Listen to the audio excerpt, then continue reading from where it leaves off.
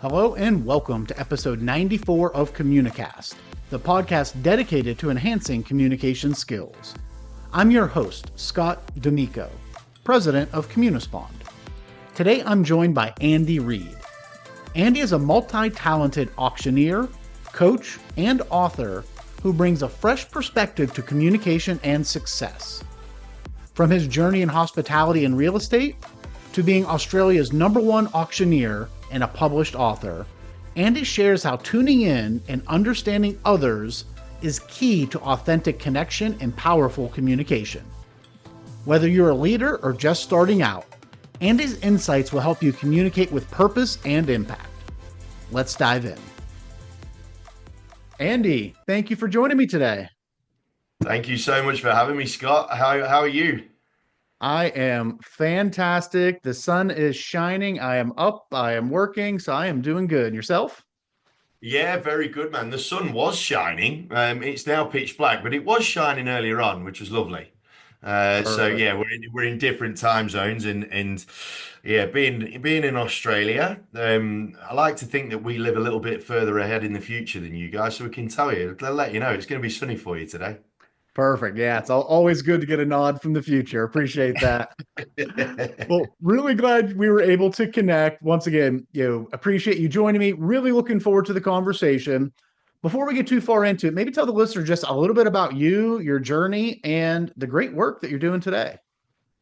So my name's Andy Reid. I'm originally from the middle of England, Robin Hood country. So, rob from the rich, give to the poor and all that sort of stuff. And then moved over to Australia in 2010, having run a few of hospitality venues and things like that. University educated in mechanical engineering, although I literally look at that every so often to remind me that I was intelligent once upon a time. And then when I moved over to Australia, I got into real estate through my the mother of my children. Her dad was a real estate director and thought I'd be good at it. So I thought, no, you know what, screw it, I'll give it a go. And after a rocky start, I fell in love with it. But then in 2012, I discovered the craft of auctioneering and real estate auctioneering. Australia, we are seen as one of the auction capitals of the world when it comes to real estate, and we do more than anyone pretty much in the world. And I fell in love with it. Right, big man, big mouth, and an accent, Scott. It seems to go down a hell of a lot better down here than it does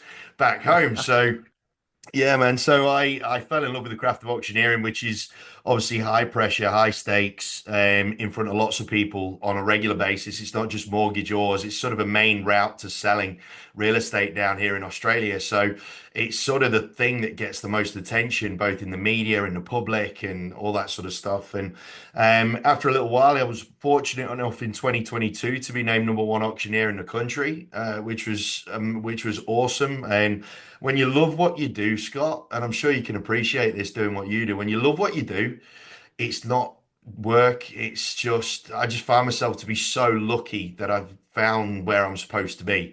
And then off the back of that, I sort of fell into a coaching role. 2020 was an interesting time for all of us, obviously. And in Melbourne, perhaps more so than anywhere else in the world, we got the world record. Great for being the most locked down town in the world. So that was beautiful. That was a wonderful time. But I actually then took a bit of a left-hand turn and started doing a live interview show from my shed because I wanted to help maintain connection in a disconnected society. And it took off. And then from there, went into coaching. And then in 2024, got a book deal. And 2025, I launched my first book. First book got published called Success Curious, which is designed and written to help make success more accessible. Outstanding. I think you are probably about the round the 100th conversation that I've had on this show. And I got to mention, one of the most kind of diverse backgrounds as we've gone through. I jotted mechanical engineering, hospitality, real estate, auctioneering, coaching, live conversation, chat show, so to speak, books. What has been, I guess, maybe the kind of the red thread through all of that that you think, okay, if I had to kind of connect these all together, what's brought you along that path? Um, well, the engineering was sort of something that I did because I it was something I would believe, apparently I was supposed to do. Okay, that was how my education sort of took me on that track. But very, very quickly, I discovered that when I started with a part-time bar job, just paying for the fees and all that sort of stuff, as you do as a student, I fell in love with hospitality because it was just the ability to, in the space and the forum to be able to connect with a whole stack of people from a whole different set of backgrounds and help them have a good time. And it's been weird, right, Scott? Because you're absolutely spot on. I've done a whole bunch of different stuff, but it's only been recently that I've been able to define that sort of thread through the whole thing. Like very recently, I'm talking in the last couple of months after the book got launched. And it's that thing of making success more accessible. Everything that I've done and everything that I do, it's all geared towards helping people make a step forward in their lives in some way, shape, or form, whether that is by getting them a beer behind a bar and helping them move forward in their fun times, or making the next big step in their lives in a real estate transaction, or in the auctioneering field. I've got a whole bunch of futures in my hands, right? I've got the sellers, I've got the buyers, I've got the realtors whose brand and reputation is sort of in my hands as well. Um, and the book, in the book, sort of really brought that all to a head. I got a podcast as well, which it's same name and the same thing. I just wanted to make success more accessible. I love asking questions. I'm a curious kind of guy, and yeah, man, I finally got to define it. It took me a long time though, man, I have to say. And it's always magic when it happens. When that light bulb goes off, there's that little inflection point, and you realize it's to me, it seems about people and helping people along to achieve success. And Yep. so if I think of growing up, my dad sold cars for 30 plus years. And I used to go to the auto auctions with him where he'd buy cars for the dealership. I would drive them home and transport them. And I just remember the auction environment. Are real estate auctions? I'm not super familiar with those, especially in Australia. Is it what I'm picturing in my mind? What an auctioneer is? Is that same very fast paced, all over the place type of thing?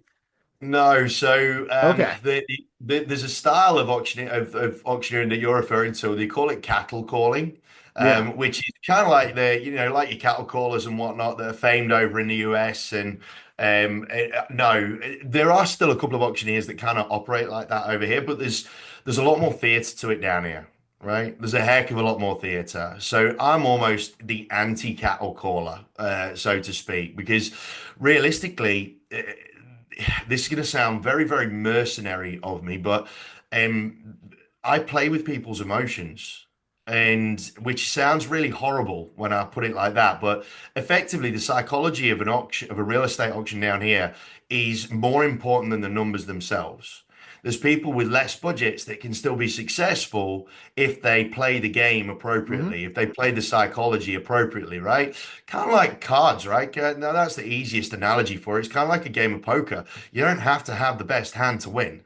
Right. And it's the same rule applies with auctioneering. And the beauty of my position is I don't need to have anywhere to hide. I don't need to, it's my job to solve the Rubik's Cube and figure everybody out, which is, it's just what it is, man. It's just, I belittle my job by saying I literally get paid to shout at people for a living.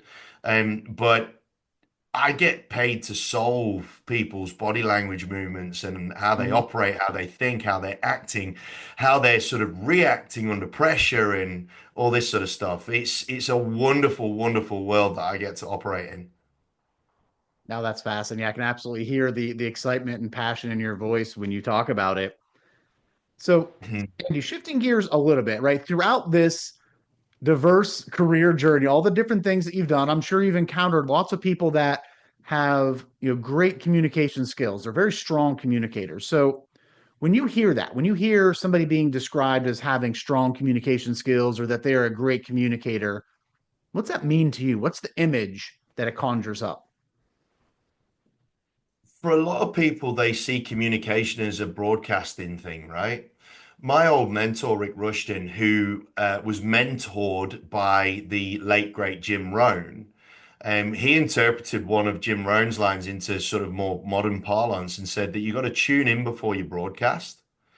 And For me, communication, to be a great communicator, you first must need to understand the perspective of the other person. And you first need to, you really need to understand the frequency, if we're to use that radio analogy. You need to understand the frequency that you need to tune into before you can even start broadcasting anything. You can't be a good communicator unless you are fully attuned to who you're communicating to.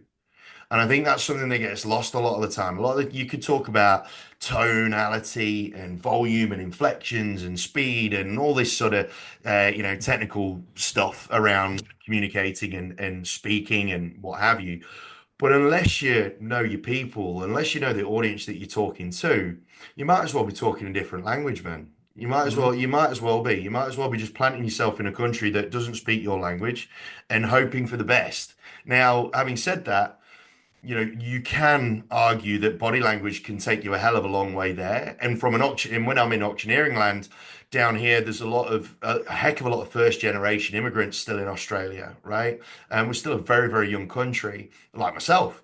And a lot of those first generation immigrants don't speak English, right? They're either speaking Chinese or Indian or a European language or whatever it is.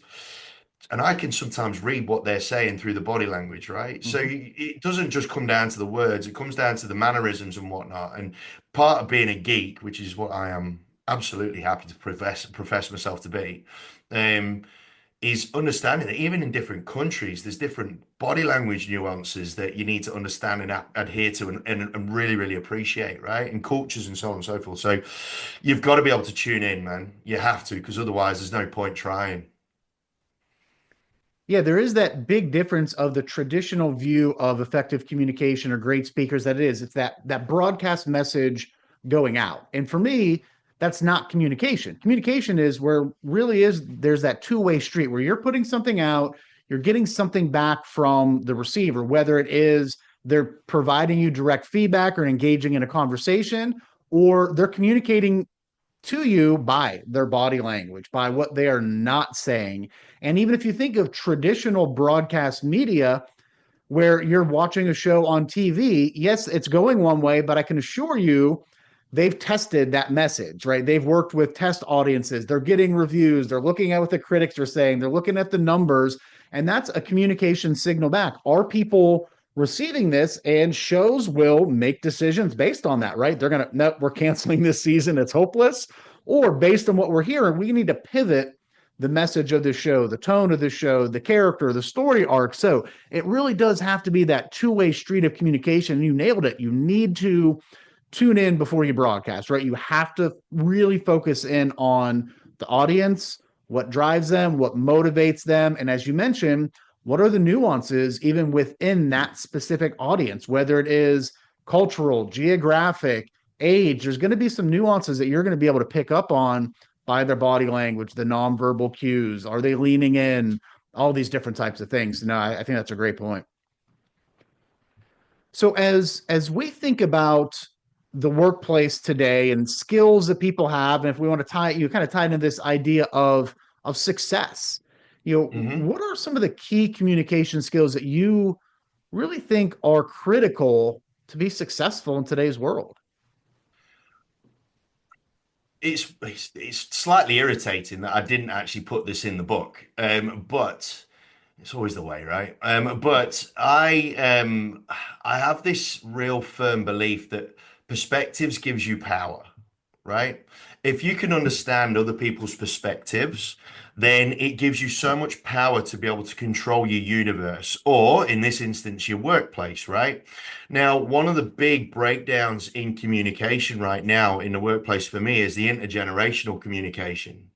It's a massive, massive, massive issue where at the minute, and it really does my head in, if I'm being honest, Scott, there's so much finger pointing because there's a complete lack of understanding as to how each generation has been brought up and the social construct that they have been brought up within, right? So for example, it's a constant narrative that your boomers are, your baby boomers and your Gen Xers to a degree are very, very quick to put Gen Alpha and Gen Z on blast, right?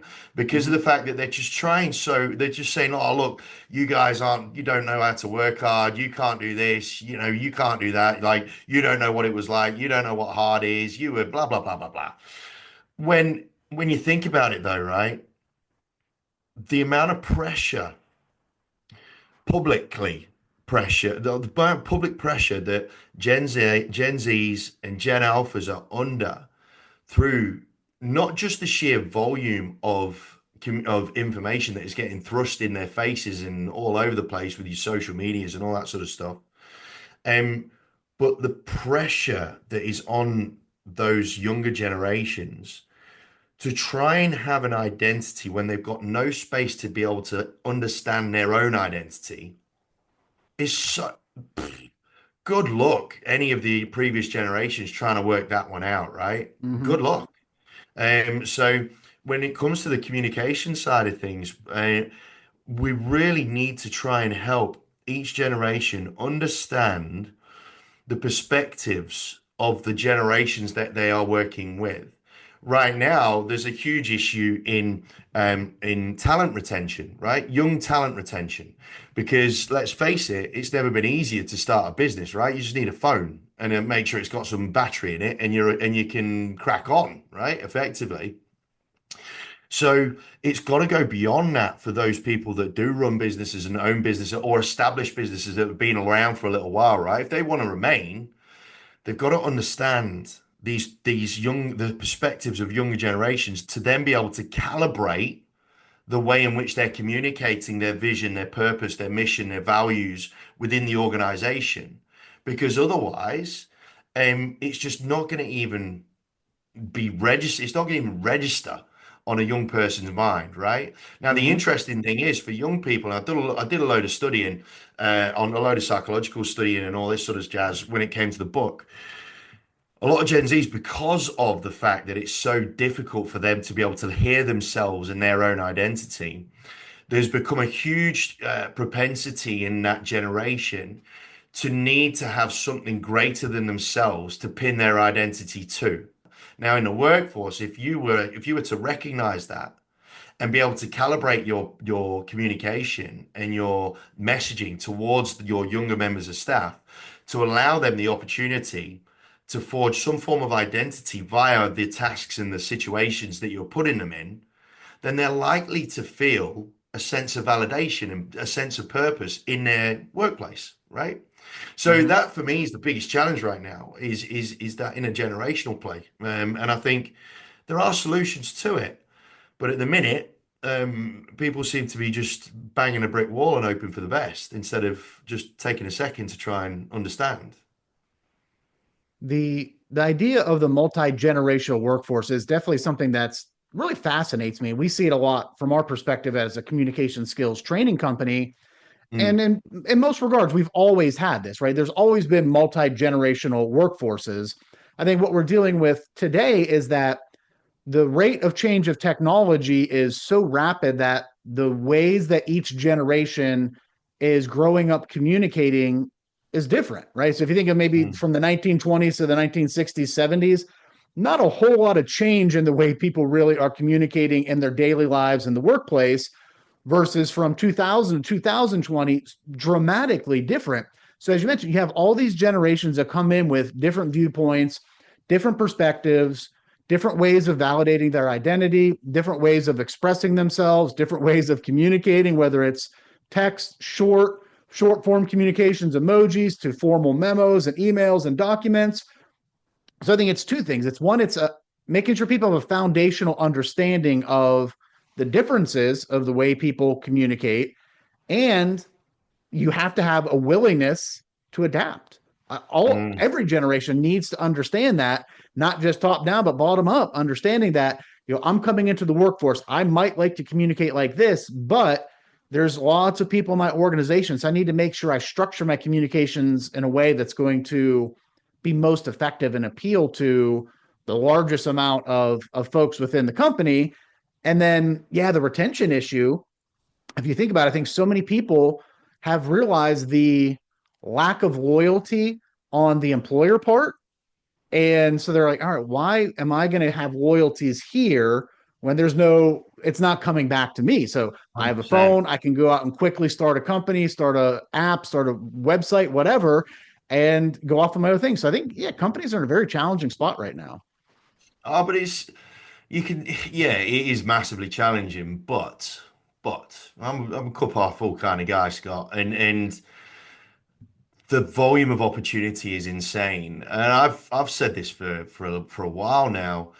If the Gen Zs and the Boomers just stop for a second, stop pointing the finger, and just had a look at the varying attributes that each of those two generations specifically has, they fit like a perfect jigsaw puzzle because you've got all of the experience, the vast amount of experience and knowledge and awareness and runs on the board and battle scars, all the rest of it, right? That come in that boomer generation. But the scalability of communicating and the scalability of being able to reach more people and the speed at which information can be pumped out in the Gen Z generation. If the boomers and the Gen Zs went, hold on, I've got all this knowledge, you've got all this ability to communicate at scale, why don't we play together? Then wowee, can you think about how powerful an organization and could become if Mm-hmm. they just realize that they aren't polar opposites.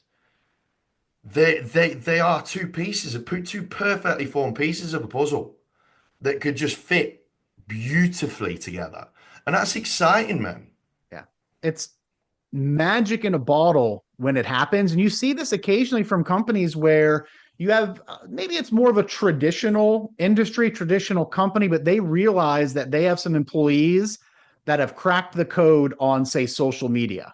And they're doing a lot of times these employees are doing personal things with social media and they're getting great exposure rather than the company being upset about that and say, why are you doing that? That's a waste of time. You shouldn't be talking about our company, whatever.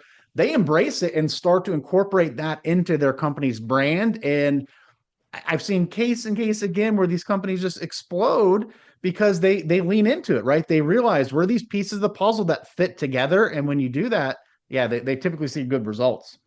Mm. And as you think about your career journey, and if I held you to it and say, what's the one key communication skill that has really helped you the most to get to where you are today, what would that be? It's definitely from being the son of two police officers.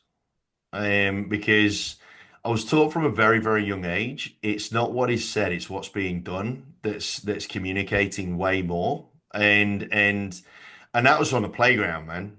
Like that was when I was 5, 6. As soon as I was old enough to understand, my folks were really, really keen on creating awareness in terms of understanding what's actually at play here and understanding people's energies and being able to read the play and read the situation um, effectively and quickly.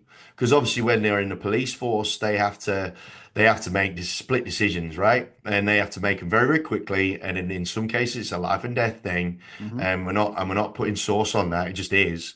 And I've taken that, the ability to be able to dissimulate and interpret a situation really, really quickly, and then be able to communicate appropriately to either diffuse, dissolve, make the most of certain situations, um, has been a massive, massive win for me. I mean, and it's not just in the auctioneer. Like when I was in hospitality, I ran a vodka bar in London. Great fun. But as I'm sure you can appreciate, it got leery. It got a bit hairy on a few occasions, right? Where situations needed to be diffused and there was copious amounts of alcohol involved at various stages.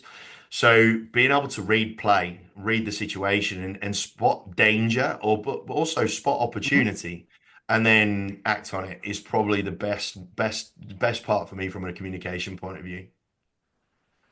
It's the old adage of actions speak louder than words. A It little bit. sounds a little trite or whatever, but it really is true. Going into any situation, people can say one thing, but you have to look at their actions over time. But even in a split second, you can start to see somebody's body language is very much different than the words that are coming out of their mouths, their facial Yeah. expression, their tone, all these different types of things. Actions are going to speak louder than words. We see this with companies in their culture. They talk a great game about we value our employees, we value our customers, but they don't carry that out or live those on a day to day Oh, expression man. through their actions. Oh, it's mental, man. Sort of have a bit of a crack at companies at various stages for having a set of cereal box values. Mm-hmm. The free toys that you get in packs of cereal and whatnot, I miss where those they things. sort of well, so that's what I generally tend to refer to them as. I used to have a more crass phrase for them, but I won't mention them on I won't mention that on this podcast. But it's not just the body language and the nuance and the little ticks and whatnot as well, and seeing the agitation come through I'm a very logical guy, but there is something to be said for having an awareness around people's energies, and Mm-hmm. particularly when it comes to the mental health space. So one thing that I haven't mentioned is that I'm a mental health advocate as well. I'm an ambassador for a men's mental health charity. I've been down mental health line, continue down mental health lane myself, and the ability to be able to feel when someone's saying that they're okay and sensing that all is not right. So that's probably where I've really appreciated it. Is been in that space when your spidey senses just start tingling a little Yeah. bit because someone's the way that they've communicated or their energy around their communication is just not quite matching. And you can sense that something's wrong. Mm. That's been a huge one for me. Absolutely. No, and I appreciate the work that you're doing there.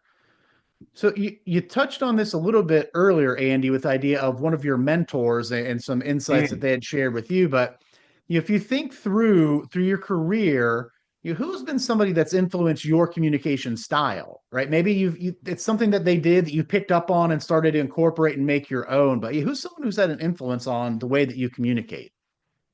It's interesting, right? So us auctioneers, we're a very tight-knit community down here, right? We really appreciate the shit that each other goes through, and the pressure that we face and whatnot on a regular basis.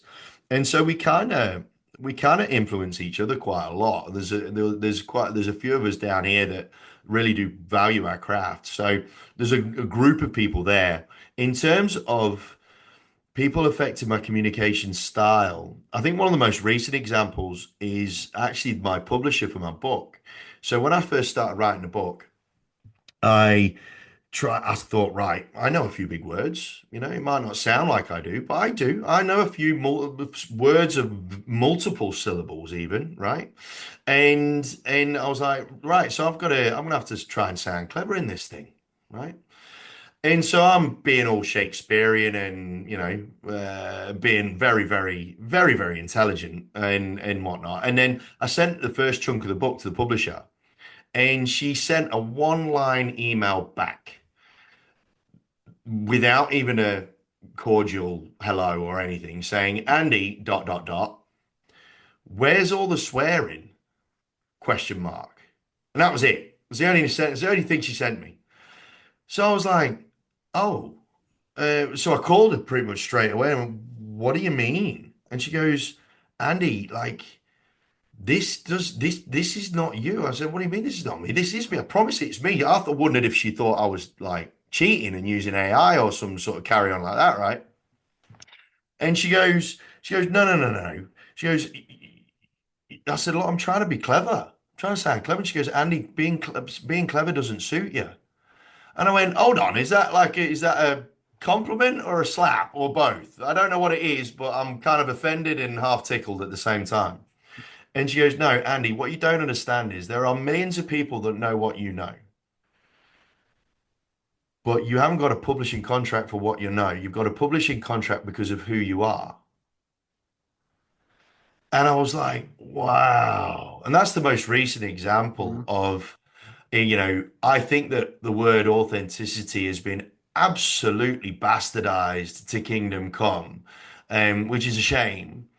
But you can only communicate as effectively as you possibly can if you truly own and know who you are.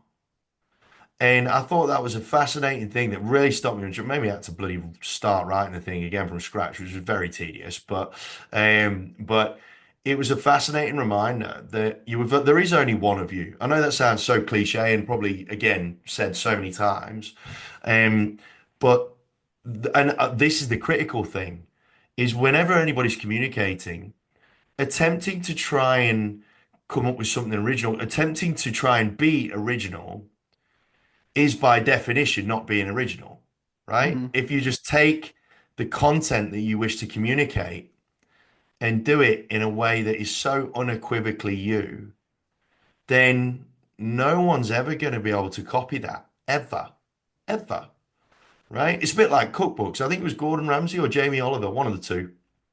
Um, and there was questions like, why do you keep writing cookbooks, man? Are you not, why are you just giving all your stuff away? And they went, well, I could give you the recipes, I could give you the ingredients, I could give you the directions and all that sort of stuff. None of them are me. No one's got my hands. Hmm. And I was like, what? Like, it's so true, man. Like, it's so true. And we get influenced all the time and all the razzle dazzle words. And I know Gary V really actually hated on himself when hustle started becoming, you know, coined everywhere, and he started getting lambasted for it and whatnot. And he hated it as a result, right? Um, but I think that's probably the most recent example. Like, well, probably the best one though is my mum. So my mum, as part of her police duties, she was a community relations officer. So she was doing loads of talks, loads of public talks, and she used to then go and do public talks for charities and stuff. When I was a kid, I used to get dragged out to them because my dad would be on shift work as well, so I wouldn't have anywhere to go. So I had to go with my mum and listen to her do some public speaking. And again, from a very, very young age, one thing that she taught me subconsciously was every time she delivered a speech, a talk, it was always her. I knew it was her. You know what I mean? Like I just knew. Everybody knew it was Karen Reid. And I guess, that sort of early influence really helped mold me massively. In the auctioneering world, I am very, very unique from a style. Very, very unique. I'm not classically trained. A lot of it's off instinct. And because I am so different, it's got me to the position that I'm in. So yeah, man, it's that one. It's that, there is only one of you. There's plenty of people that know what we know. There is only one of us. When you started talking, I wrote down the word authenticity. And on a recent episode, I was talking about authenticity really is the combination of alignment, consistency, and duration. So right, there has to be Mm, alignment between what you're saying, what you're doing, how you look when you say it. There needs to be consistency. So if you take like Gary Vee, for example, he's talked about before how they've lost millions of dollars in business because he goes into executive level meetings and he is who he is. He swears, he drops F bombs. He's not going to change. So if you're writing a book and it's in a different voice and how you show up on podcasts and in public in your coaching, it's going to break that authenticity chain, and it has to happen over time. So if somebody meets you in January, they meet you again in December, and you're all of a sudden Shakespearean, they're going to sniff that out. So yeah, they are. Andy's one of these is not Andy. We need to get to know mm, the real Andy. So when you take this combination of alignment, consistency, and done over time, to me, that's where you get authenticity. 100%, man, 100%. But I think people try and, especially in sales and service industries, people try and sell their authenticity, which Mm-hmm. is it's like an absolute polar opposite to what authenticity is. It's something that you are, it's something that you be. It's not something that you sell. But that's why it's become bastardized because people feel that they have to sell their authenticity, which Mm-hmm. by definition is not authentic, right? Right. If you have to tell people that you're authentic, or if you have to tell people all of your attributes is a problem, right? You're going to be demonstrating those through your words and your actions over time. hmm Andy, as we wrap up here, what piece of closing advice would you have for folks listening to this, just really around the importance of the skills that we talked about today? I'm going to use a sales phrase to answer this to begin with and say you can't sell what you don't know, right? I've been doing a heck of a lot of talks recently around Australasia, and One of the first questions, or one of the early questions that I ask in a lot of these talks is, who can, in all sincerity, be able to rattle off the 3 to 5 values that define who they are and define their DNA? Barely a hand goes up, right? When they're being honest with themselves. And that's a scary thing because unless you understand your own DNA, how on earth can you communicate in a way that is true to who you are, right? You can't sell what you don't know. And so before anybody starts to talk about, um, uh, all of the various skills when it comes to communicating, all the superficial skills and whatnot, I beg everybody, and this is something that's particularly for your Gen Zs and whatnot, who bless you, you've had no space in your lives to even remotely contemplate this to a decent degree. So it's not your fault. It's just the way that the world's been built around you. Um, give yourself a chance to work out your DNA, your values and your DNA, right? It was something that I only did only a few days after my old man passed away, and I broke down and I was like, fuck, I don't even know who I am. And as can happen in those sort of big times of despair and whatnot, Hmm. right? And the values that I had at the time that were on my website of one of my previous iterations of my business was ambition and drive and discipline and all this sort of stuff, right? And and it just really wasn't me. And a true test, if you think you know your values, a true test of it that I've been getting some people to do is write your values on a line and then write 4 or 5 different sets of values either side, either above or below them. Go to your loved ones and ask them to pick out which ones are you, which line's you, like usual suspect sort of thing, right? And and and if they can't pick which ones are you, then it means you might not quite understand what they are, because a lot of people will broadcast their values, but it is actually a set of values that they would love to be, but they're not. And so when I redid my value work, the 3 values that ended up coming out were connection, fun, and simplicity. Completely different to what I thought my values were. Hmm. But man, they made the back of me hairs on the back of my neck stand up. And I was like, oh, that feels better. And so that started a real chain reaction that has led to this moment in time where I have complete ownership of who I am, but also of what I'm not. And therefore, from a communication point of view, by owning who you are, you also know by definition what you are not. And therefore, it's a lot easier to be able to communicate in a way by saying, look, this isn't my forte, this isn't my skill set, this isn't my jam, this isn't my world. But be able to extract yourself from the situation instead of just forcing yourself down a path that isn't yours to go down. And it's something that will help you mentally, physically, spiritually, emotionally. But man, from a communication point of view, if you can define your DNA, oof, it's a powerful bit of kit that. I can tell you just from the past 35, 40 minutes that we've spent together, connection, fun, and simplicity definitely jump out right from this conversation, right? Instant connection, had a lot of fun. And the way that you communicate, right? You bring ideas out in a very simple, easy to understand way. So spot on with nailing that DNA there. And if folks, Andy, want to get in touch with you, learn a little bit about you, find the book, what's the best way to do that? So you can find the book on Amazon. It's available in the US, in Canada, in the UK, Australia. So it's available on Amazon. You just look for Success Curious because that's the title of the book, Success Curious, and it pops up straight away on Amazon, whichever country you're in. On Instagram, that's Andy Reid Coaching. I'm a pretty easy guy to find, generally. There's not many tall, blonde-haired, bloody lanky numbers kicking around Australia right now. A lot of them are a lot more buff than me. Let's put it that way. But I'm the only one that wears a vest. I'm the only one that wears a waistcoat. So have a look for us on Instagram, LinkedIn, same Andy Reid Coaching, Facebook, same Andy Reid Coaching. I like to keep it simple, my friend. So yeah, just search for us with those, and feel free to connect with us. I'm pretty sure a carrier pigeon would still probably make it to me still. Perfect. I will be sure to include links to that in the show notes. Andy, once again, thank you for joining me. Really enjoyed the conversation. I hope you have a great rest of your day. Thank you so much for having me, Scott. It's an absolute privilege. Thank you.